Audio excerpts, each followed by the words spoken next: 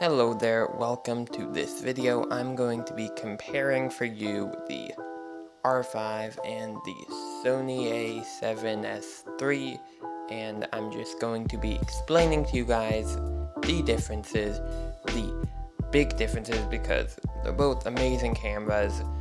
Let's just start with it. The R5 is a bit more expensive, around $300-ish more expensive. It's a bit more, but if you're already paying that much money, it's not that big of a difference. Now, the sensor is the biggest part in the camera, and the sensor is, except the lens, but whatever. The sensor is, on the Sony, is a 12.1 megapixel. You can shoot up to 4K, and 12.1 megapixels for stills. On the Canon, it is a 45 megapixel sensor, which can shoot 45 megapixel stills and 8K video. Now, the fact about that is, though, they're both the same size sensors, so the pixels are bigger on the Sony, obviously. So that is something to keep in mind. Now, the overheating is a big issue with the R5, but with the Sony, there is no problem at all.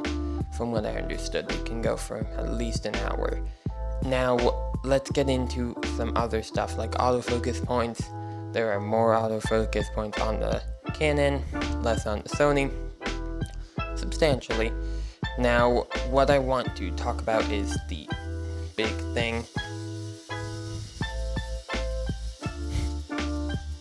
Okay, so what I wanted to talk about is pretty much the idea of what these cameras are for. So the Sony and the Canon can both do 4K, 120 frames per second, but the Sony, from what I understood at least, does have a lower quality, though it does have good color science too, and a good S-Log and a lot of dynamic range.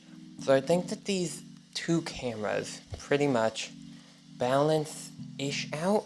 I think that the Canon has a bit higher quality if you put all the stuff into perspective, but the Sony does have a big, bold, done, nothing to talk here even, advantage with the non-overheating. Now, there is to take in mind that it doesn't sound so bad, because Canon, no, you got like 25 frames, right? Wrong.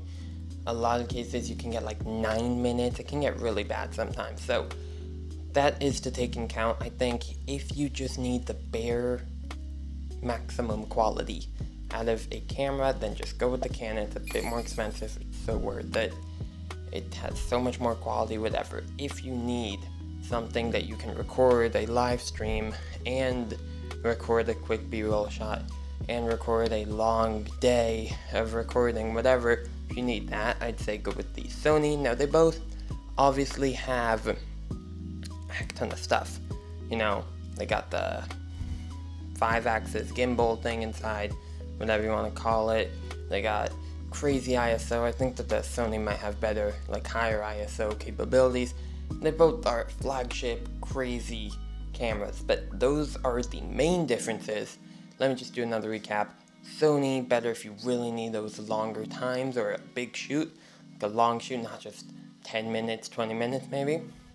And the Canon just has a higher amount of bitrate, of, bare resolution and all those stuff. So I hope that you have enjoyed. Don't forget to leave a like and subscribe. We are going to be doing a lot of filmmaking kind of stuff on this channel. Hopefully soon a giveaway to get to 1,000 subscribers, so stay tuned for that. I hope you guys have a great day, so see you guys next time. Bye.